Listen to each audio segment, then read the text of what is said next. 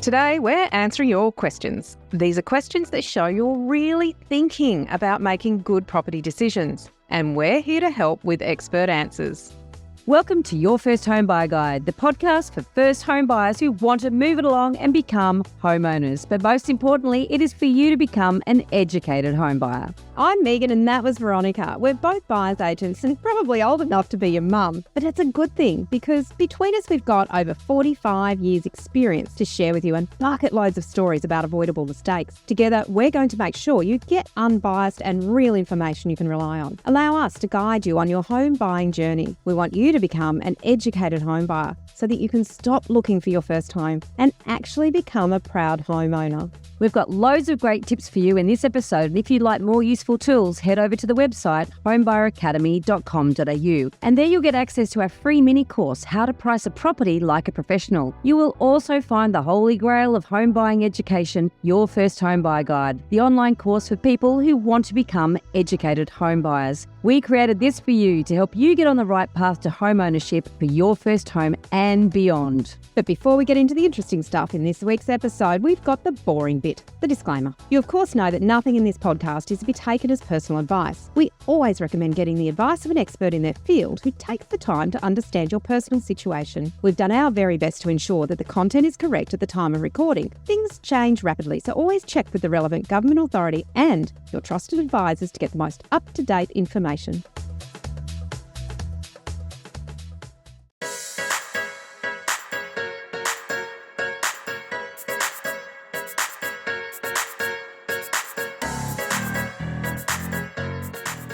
Today we're tackling 4 meaty first home buyer questions sent in by our Facebook group members. But before we get into that, what is your special house this week? It looks a bit like a cross between a Sherman tank and a submarine. Let me tell you more about it. Oh, okay. Anyway, anyone who's not listening, if you're not watching, yeah. One of my favourite things to do to get a background is to go into the Airbnb OMG category. I've had the most amount of fun doing this. And today, this one is the Highland Airship in Scotland. Now, there's not an awful lot to see outside, so grab a blanket, some wine, some nibbles, snuggle in. This thing looks awesome. Look at the view that you've got out the front there. It just looks like Scottish territory through and through. It looks like you might be warm in there. It does, doesn't it? Portholes, and it's quite weird looking thing. So very unique. Very unique. Yeah, I wouldn't mind being on is it the moors of Scotland or whatever it is. Anyway. I think anywhere there would be amazing. I think it'd be amazing. Maybe not in the middle of winter. That looks like summer weather, which is like our winter weather in Sydney. All right. It's very overcast for those of you not watching in this picture in the background. It looks very wild and woolly. It does, right. A few weeks back, we decided to create a Facebook group to make it easier for you listeners to ask us your burning questions. And we've selected our 4 most thought-provoking questions to cover in this episode. Over to you, Megan, the first one. Look, this is probably a little bit more in your wheelhouse in terms of the number of people, but the great question here is, what are standard strata fees and what do they normally cover? Such a good question. We've been wanting to avoid anything with strata fees, but perhaps paying strata can be equal to paying home maintenance / home insurance for an established home in Queensland. So really good question, because I'm just going to lay some groundwork here. The amount of people that call our buyers agency in Queensland and say, I want to avoid body corporate levies. And I really want to dig into why. And this is a great way to address that, Veronica. Yeah, and look, many buyers do avoid buying strata due to the fees, but there is a lot more to consider. Yeah. Because paying strata fees is a way of budgeting for property expenses, right? So they cover building insurance, running costs of common property and facilities, maintenance, strata management fees, etc., as well as contributions to a fund for larger scale, longer term capital work, such as painting, new roof, lift overhaul, replacing windows, that sort of thing. And many of these costs you will actually also incur as a homeowner. It's just that you will have discretion over whether or not you pay them now or delay it. Maybe if your roof's leaking, you've got no discretion. I think the thing that's really interesting, and you touched on it, is with those sort of forecasted works, you really know and are forced to budget for them.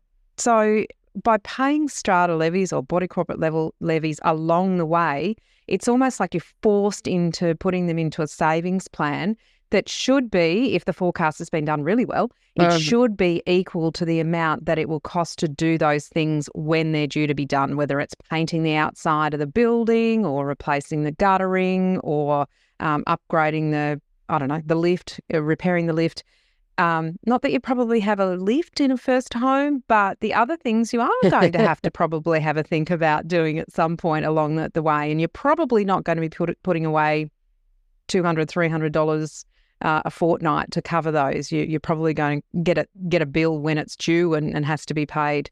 So I think it's almost for some people, they think of it and how they put it in their own mind is to say, this is just forced savings for something that I'm going to have to do. Yeah. Sometimes I think about downsizing and I think about all the costs of running my house and I add it all up and I look at, what a nice big 3-bedroom apartment might cost me in terms of levies. And quite often they're very similar, those costs. So it's that sort of... When you're honest with yourself. Yeah, that real sense that I'm saving money, but are you?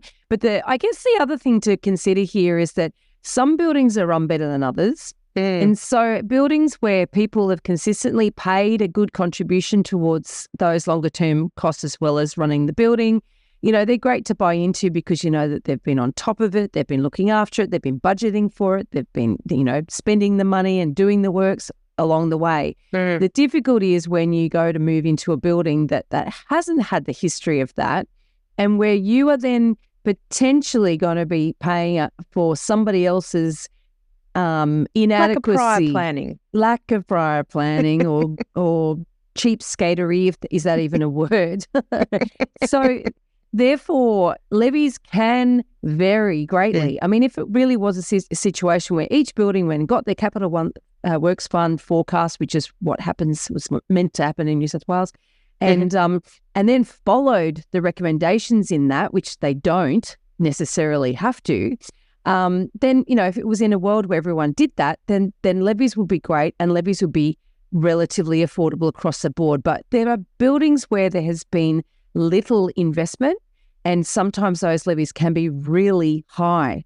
So in answer to whether they're reasonable or not, I suggest comparing to other similar properties in the area because quite often you will see online these properties are advertised with the levies. So start tracking them and start looking at. And so if you're looking at a 3-bedroom villa or townhouse, look online to see if similar properties have sold and whether the ad included the strata levies. And then you can create a spreadsheet to keep track. Yeah, that's really good advice. And of course, we always encourage people to make comparisons on a number of different angles. That's something where you can see what's reasonable and what's not. We've, of course, talked a lot about what is usually called the Capital Works Fund or the sinking fund. The other fund that you do need to contribute to if you're in an owners corporation or a strata title or community title arrangement is the admin fund, which is often inclusive of the building insurance. So if you're comparing costs, and you mentioned this when you did your analysis on, what would it be if I lived in a unit versus my house? You pay a percentage of the building insurance cost according to your contributions as was identified in the community management scheme or whatever the scheme is that is set up for your body corporate or your strata. So you will be paying your building insurance, but not your contents insurance, which you continue to pay separately. And depending on what the strata plan is or the community title plan is, some things are covered by the building insurance, some things aren't, some things are covered by the sinking fund, some things aren't.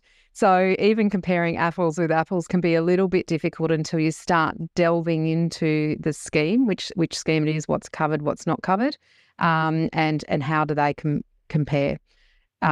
So levies for units will, of course, differ significantly, of course, according to the facilities that are in there. If a building doesn't have a pool, if it doesn't have a gym, if it doesn't have lifts, it is highly likely that those levies will be lower than the facilities that, make life a little bit more pleasant if you're in a unit block or a complex that has those sorts of things.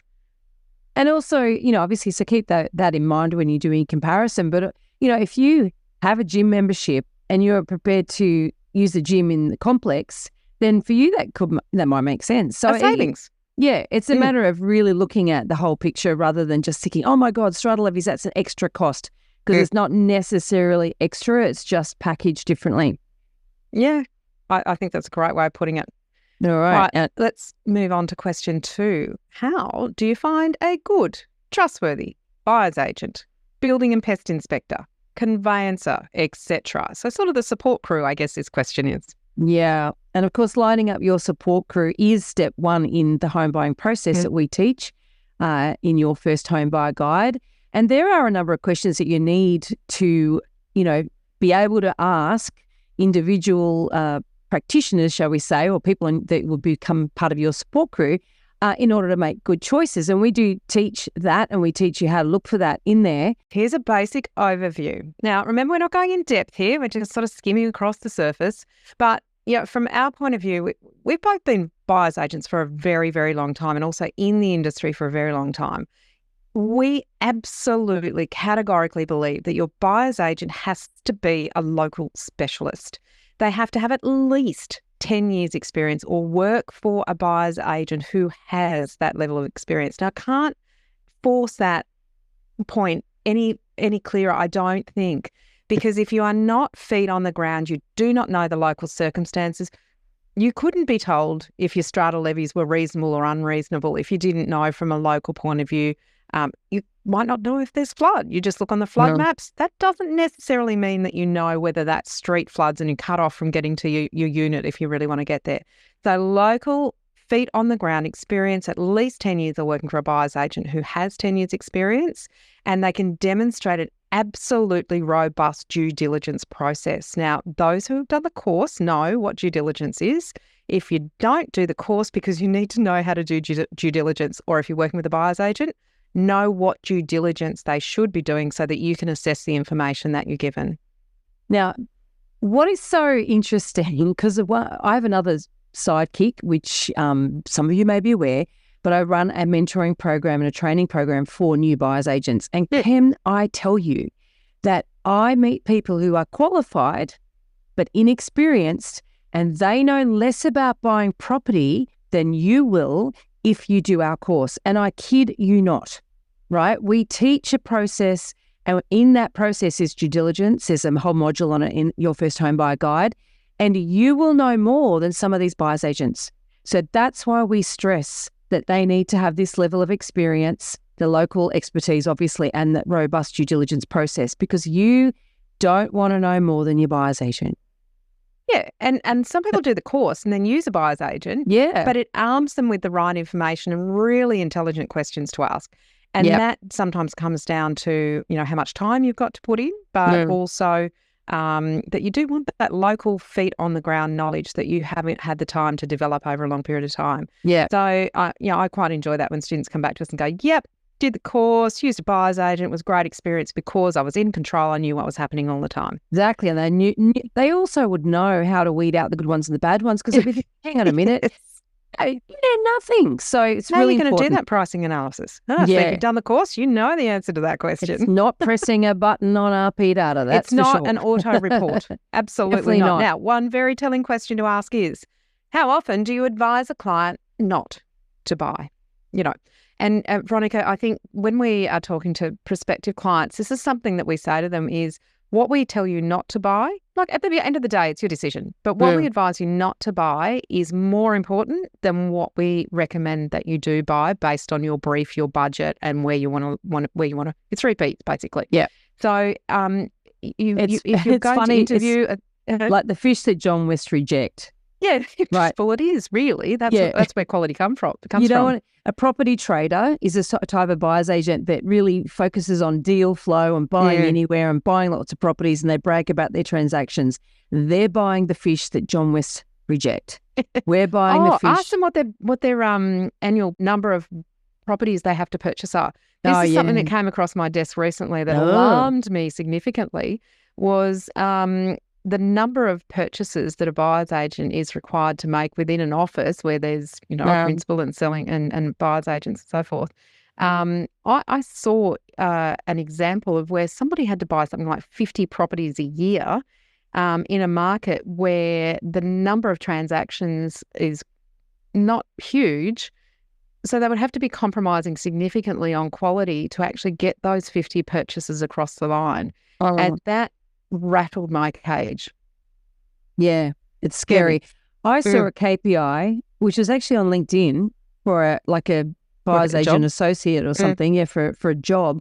And it said that it had all this list of KPIs, and one of them was price research to be done in under 45 minutes. You see, we can't do that because it's not thorough. It's just, so ask We them. shouldn't do that because it's not thorough. Ask them, how long do you take to do your price research? If they say 45 minutes and they're proud of it, then anyway. So that's a couple of things about choosing a buyer's agent. Moving on to mortgage brokers, right? And we have a guide and recommendations. You can find them by going to our website, homebuyeracademy.com.au/brokers, because we know that choosing a mortgage broker is really about a long-term relationship, and it's also about working with somebody who is willing to take the time to explain things to you, not just trying to throw, all the first home buyer benefits at you and rush you to purchase, but actually explain all the ins and outs of property finance and borrowing strategy and structure, all that sort of stuff, because you have never done it before. And so and asking the right questions so that they can give you the right advice. Because if you go to a mortgage broker and you say, I'm buying my first home, and that's all you give them, they're just going to give you information about buying your first home. But if you say this is, potentially, we've got a list of questions to ask a mortgage broker, and this is what we teach, is the extra questions. You want almost to share information with them enough that they can look at a bigger picture than just this.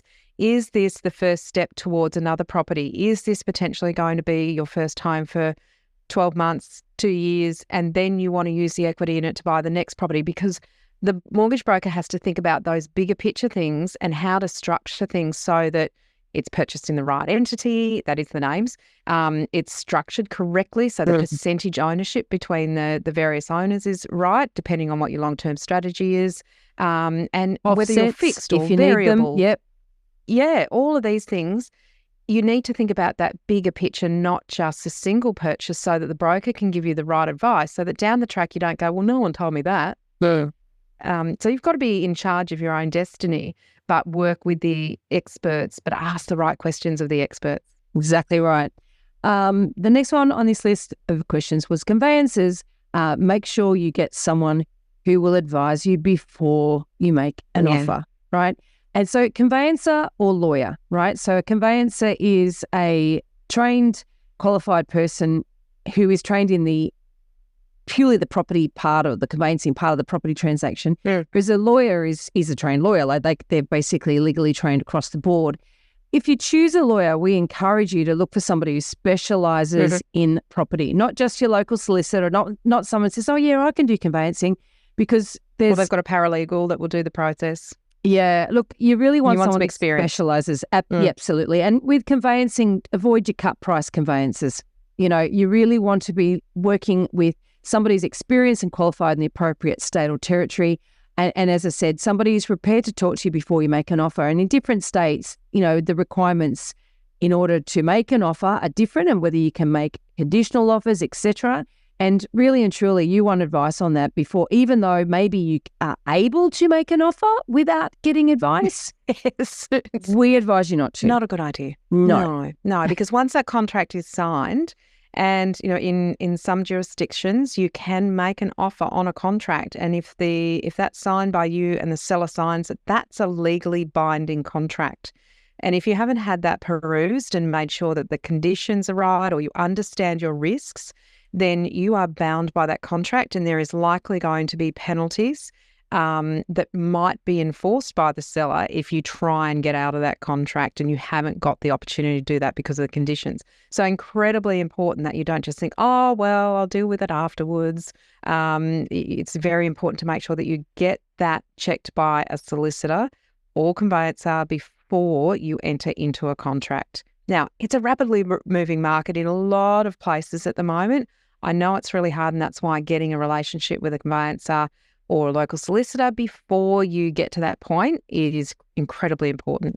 And even the localness, if you like, of conveyancing can be really important too. And I'll give you an example. When I first started selling real estate, so this is 24 years ago now, I had this tiny terrace house. Well, actually, it wasn't tiny. It was 4 levels, but it was on a tiny block of land, 74 square meters. Can you believe it? Like 4-level terrace I'm sorry, what? 74 square meters of land? 74 square meters of land, yes. Really?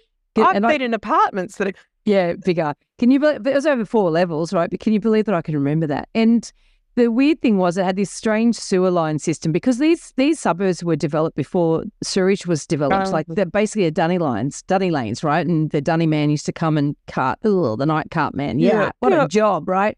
Anyway, they say that technology is bad because people lose jobs. Well, say that to the dunny cart man. You think that's a job that was worth losing? Like technology was a godsend for them. They went off and did something hopefully less They became awful. plumbers. Yeah. And charge $120 an hour. There you go, and got a lot less crap on them. But anyway, so then these suburbs had the sewer line sort of retrofitted, and so quite often you get lots of properties that actually connect to the same point. And the lawyer for these purchases was from an area in Sydney that is really just, a newly subdivided area. Like they were out there in suburbia where you wouldn't have that. All the sewer lines are laid before the houses were built, right? And he was like, oh, no, you can't buy that house. And we're like, but if you don't buy this for that reason, you're unlikely to buy any house in this area because it's really, really common. And so that's another common reason. In one area, uncommon and probably a red flag in another area. Massive deal breaker in another Knowledge area. is power too. Yeah. But it's either that or no sewer connection. I think I'll go with the sewer connection every day of the week. But anyway, but it just shows that how even solicitors and conveyancers can be out of touch if they're familiar with the property and the area that you're buying in. Very true. Very true. You've talked before about company title. Just bringing this in, I should have brought it in when we talked about strata fees earlier. Just talking about local knowledge. Buyer's agent local knowledge, but conveyance local knowledge. You see that a little bit more commonly in the older, more established areas in Sydney. We had actually never seen one in Brisbane. It was completely unique to me, and we actually inspected and got very close to making an offer on a company title in Brisbane recently. Wow. So, that was a new point for us. We had to go and actively find a solicitor who could advise us on what the risks were, how does it work, so we were in a really unique learning opportunity, learning space. They don't do them anymore. It's not something we're going to come across again. But, that was valuable for us to be able to work with the solicitor to advise the client. So very, very important. Yeah. Building and pest inspectors, right? Well, your conveyancer or lawyer, a good reason to engage one early because they can recommend someone, right? Which is a really good starting point. And it's sort of better than engaging the building inspector that the agent might suggest, So it's better to get somebody that the solicitor has worked with for a long time and they'd be very happy with the quality of their inspections and reports. But just make sure that they have professional indemnity insurance. Very important. And some experience. Definitely they need to experience. In fact, I love old builders that become building inspectors. They're great. Yeah. Yeah. Look, they're good at giving you little insights into, they might find something and you're going to talk about some really good questions to ask building inspector in a moment. But, they're really good when you say, what does this mean? And they can say, okay, well, it'll probably cost you about X dollars. This is what needs to be done. It can give you either a terrible fright or it can really calm down what looks like a really upsetting and risky situation that might cost a lot. And they might say, it'll probably cost you about $200 to fix that. So it can, the old builders that really know their trade really well, they look at things in a wonderful way. And that is a good question. What's it likely going to cost me to fix that? How major is it? If they're bringing something up, is that a deal breaker or is that something that I just have to factor into my maintenance? The other thing too is that one I really like to ask them is, how does this compare with other buildings of a similar age? Because if they say, well, it's pretty normal, then you go, okay, fine, because I could pass on this one. Because the report usually says average. Yeah. Average sounds so bad. But so it's on par, and so therefore you're less worried than if they're like it's below average. But here's another very telling question to ask: is that, can I meet you at the property and you give me a quick rundown of what you found? Because if they are not prepared to do that, I don't know. I don't love them as much. I think that conversation and being able to talk through things, it's really important with the building inspector, because reports can look incredibly frightening, but what you can get verbally is far better. Far better. It is more helpful than what you often read in a report. Yeah, reports are full of disclaimers, and it's hard to weed out what's here. Probably about 30 pages of disclaimers. What's valuable here, what's not. Yeah. All right, what's our next question, Veronica? Okay, hello. I'm a 48-year-old first home buyer. Woohoo! I have no kids or partner, and I don't see that changing anytime soon. Should I get a decent-sized one-bedroom in an area that I like, close to work and friends, or move even further out to get a two-bedroom apartment? So, lots to think about here. From a lady who had this experience personally herself, but much earlier in her life journey, in her process. Look, there's a few things to think about here. Please note, this is not advice, all right? So this is just a general conversation. We do not know enough about your personal situation. Yeah. But Veronica, if her circumstances are stable and she knows what's important to her, maybe the one-bedroom unit in the lifestyle area might be the one that she goes for. Well, this is the thing, because, if things are unlikely to change and you think, my life's pretty settled and I know what I like, I know where I like to work, I know where I like to socialise, I know where my friends are, and it's like, why would you take yourself out of that comfort zone just so you get an extra bedroom? Yeah. I think obviously if you really, really, really need that extra space, then that's different. But if it's a nice to have rather than just an essential, then I'd be saying that lifestyle and where you want to be are really, really important, because I think the worst thing you could do would be to move away from your established networks. Yeah. If you don't need that space. And then on the flip side, it would be silly to buy a home if you knew you were going to outgrow it in the foreseeable future. Yeah, too true.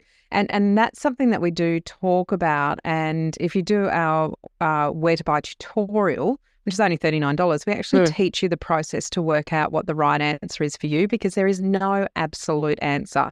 You need to think about, as this person is, where am I in my life phase? What could be coming up? If you were sort of 25 and thinking about a one-bedroom apartment just to get your foot on the ladder, we might be having a really different conversation right now. And I did that. What was it? 27 I was, and I bought a studio, not even a one-bedroom, exactly where I wanted to live. And weirdly enough, it's the same suburb I live in now. I went full circle, right? Full circle. But I lived in it. I outgrew it after a year. It did not serve me anywhere near as long as I needed it to serve me. But very different life phase. And very you different. had ahead of you, your partner, children was all part of your future. It just happened a little quicker than you might have expected, but probably was about the time that it was going to happen in terms of general life phases. Yeah, if I was facing that decision now, knowing, the stability now, I'd go back to where I was back then. Buy the to unit. stay with your networks and, Yeah. your hoard and the places that you like to eat and where you like to shop and Exactly. those sorts of things. And also not stretching yourself too much when you're at that phase in life where maybe income isn't increasing at such a rate that it was previously. And thinking about, what else are you doing with that money? At 48, you're moving towards thinking a lot about investing your money in superannuation and what does that look like and what does the future of maintenance look like. So different life phases will have a different way of looking at whether a one-bedroom or a two-bedroom and where that changes you from a position. Think about the 3 Ps, property, price, position. If the position isn't going to be something that makes your heart sing and you enjoy your life when you're in the apartment, then maybe the compromise to the one-bedroom is the right one. Yep. You work hard. You want to love where you live. Yeah. All right. Our final question for this episode is, should I get a loan for an investment property that I'd eventually live in so I have a higher borrowing capacity and can secure a better asset so I'll have the additional rental income and forfeit those incentives, or use both grants and secure a lower grade asset that it is at my current lower borrowing capacity? So it's a bit there's a lot complicated. here. And you know what? It's a great question on one hand, because it really shows that this person is thinking about some of the bigger picture options. Yes. Yeah. But on the other hand, it's a bit of a bad question because it's really complicated. And it's almost overthinking. So it's like thinking is great, but it's scary in a way because it's like, oh, but if I did this and if I could do that, and you know what I mean? We want to sort of help you simplify A little bit of things. analysis paralysis, you think? A little bit, yeah, I Yeah. thought. So it's a great question on one hand, but then I thought, oh, is it? You know, so it's probably got a bit of both. So Yeah. if you're sort of thinking, well, if I fall for this and I get that and I do this and maybe I'll do that, well, because we get a lot of emails like that and we get a lot of questions like that. That's why I thought this is a really good one to throw in. It is a great question. And as you say, it shows that this person's really thinking about some of the big picture options. It's not just what can I afford right now to get my first rung on the ladder. And that's what we encourage people to do. Think bigger than just what is it that I can do right now with what I've got. Now, firstly, and really importantly, this is not a personal advice for this person. It's just a few things to consider. Yeah. And it's, we sort of throw this stuff around all the time. Even in business, you go, okay, if I go down this path and I do this, here's what the opportunities might be if I go down this path. So in all of our lives, we're always doing these things. So I love that this person is thinking about the what ifs and exploring them. Yep. Firstly, we'd recommend that you ask your mortgage broker about your borrowing capacity for each scenario. Now, if you need recommendations, of course, we talked about choosing a mortgage broker earlier. You can jump onto the website. We've got some questions to ask and so forth. And also check the link in our comments. So knowledge is power. You can throw scenarios around all you like and what ifs, but it's only once you have the information that is kind of finite, like that is what you can borrow. Right, Because you know it. That is what you can borrow in that scenario. Right, you know it. And that's exactly right, because in this question, there's some of those things, I'll have this additional income, so therefore that will mean I will have more money to spend. That's not a given. Yeah. Because the banks Because you're still paying rent. That's it. Well, you're paying tax. Yeah, you got to live somewhere. Yeah. And also you're paying tax on the income that you're getting. And so there's all these other things to consider that you think, oh, I hadn't thought about that. Yeah. And that's what your broker will go through. And we'll be able to sort of say, well, in this scenario, it's this, in that scenario, it's that. And if that works for you, then obviously you've got options. But it might be that you've made these assumptions and it doesn't make much difference, Yes. and it's unique to everyone. But that's why we say first go to a broker. And as we mentioned before, if they're not interested in helping you run through these scenarios, find one that is interested and will help you. And as I said, we've got some recommendations there on that link. Have your questions before you go to them, because what you don't want to do is waste their time. Yeah. Go in with the questions that you want, the scenarios that you want to play out, and then be prepared to take that information away and work with it. Yeah. You don't want to be the person that's going, oh, what if, oh, I've thought about this. That's a bit of time wasting, but really good, clear questions with some ideas is important. So option one, if you're looking at the investment purchase, which I think, just thinking about back to the question, was buys an investment property first and move into it. So there's dual goals here. Yes. And sometimes those two things don't work together particularly well. I'll just put that out there. When you know your possible purchasing budget, then go out and see what your money can buy. Is it in an area that you actually want to live in if you were to move into it in the future? Will the rental income stack up and make the sums work? So if you're going to focus on where you want to live in a property you want to live in, is it going to provide you with a rental income in the meantime until you move into it to achieve what you think that you might be able to achieve?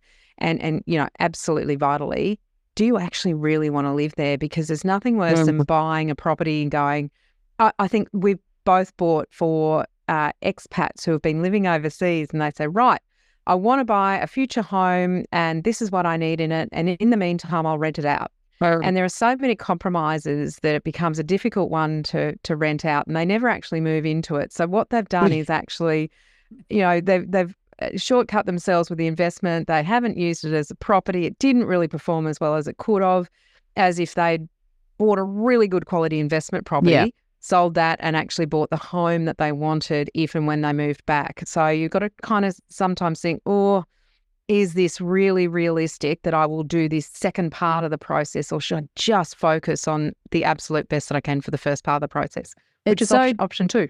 Yeah, and it's so true. Or you can buy an investment just without thinking about moving into it. I mean, that's another thing too. Because the reality is that it's very difficult when you're trying to make one property to serve two masters and do two things, and often it doesn't really work out. The other thing too, if you do go down the investment purchase route, you're going to have to get some financial advice from your accountant, and you want an accountant to make sure that you set up that borrowing in the right structure. So your accountant and your mortgage broker sort of working in tandem, and bearing in mind that there will be tax implications. So you will be looking at some deductions in the short term, but you're also going to be looking at some liabilities in the long term. So these are all things you need to be fully aware of before you decide on the investment option. And then option 2 is you purchase to live in now.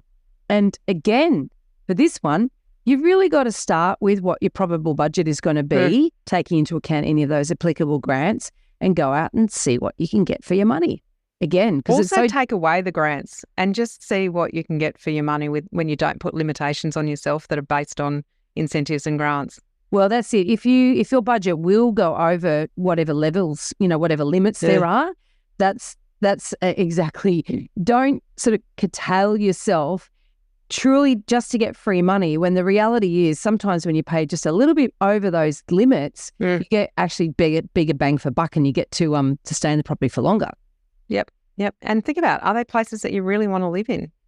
Like, really? Will you be able to comfortably live there for at least 5 years? At least, and we'd love you to say 10. It's long term. It's not short term. You pay about 5% getting in, you pay about 5% getting out. So you've got to do better than that in capital growth over a long period of time just to absorb those costs. Will you outgrow it really quickly? Will there be a change is there potential for a change in, you might be a bachelor at the moment or a bachelorette and thinking, no, that's never in my future. And then the dream person comes along and suddenly you're wanting to move in together and maybe that property changes. Will you be making major compromises or have to settle for a B or a C grade property just in order to fit within the categories that allow you to get these incentives and grants? Now, a really good tool to help you work through this, as we've mentioned before, is our Where to Buy tutorial. Honestly, for $39, it helps you get your thinking clear. It is a process, and it also shows you how to use evidence, i.e. past sales, and use that to actually build the picture for yourself. So you're not sort of in dreamland. You've got much more realistic expectations in terms of what your budget can buy you. Yep, absolutely. Now, these questions have come from people who have joined our private Facebook group. We ask people, what are the things that are really on your mind at the moment? Now, if you haven't joined our Facebook group, it's called Your First Home Buyer Guide Australia, and it's your opportunity to connect with us and ask us questions. You'll get answers from us, which means you'll be sure you're not going to be led down the garden path. And a quick note too, you know that we offer a course that teaches you step-by-step how to buy a property. And you might think that what we cover in these podcast episodes is enough, but a word of warning, it isn't. We just scratch the surface here. And if you really want to be an educated home buyer, you need to learn all of the steps and how to do everything in the right order. Absolutely. Our First Home Buyer Guide course only costs $990, and you get direct access to us to help guide you through your negotiations. You can share a link to any of the properties you think you're buying, and we can help you work out whether it's A, B, C grade or an absolute no-go. Trust me, you will buy better with our guidance, and you'll overpay by a lot more than $1,000 if you don't know what you're doing. In this episode, we've only touched on a tiny part of the huge amount of things you need to know to become an educated first home buyer. There is so much more for you to do. You can learn all of the steps in the right order and avoid all of the mistakes that others have made in our 10-step online course for first home buyers. If you'd like to learn more about the right process and avoid making rookie errors, become an educated home buyer. Head over to the website, check out Your First Home Buyer Guide, the course that we have created for you. And don't forget to subscribe to the podcast so you won't miss an episode. And if you've liked what you've heard today, please give us an iTunes review. It helps other people find us. And of course, I know it's a bit cringy, but we're going to ask for 5 stars. Thank you. Thanks for joining us. We hope you've found this really useful. And if you have, please share the love with others who you know are in the same boat. We'll be back next week with more priceless stuff.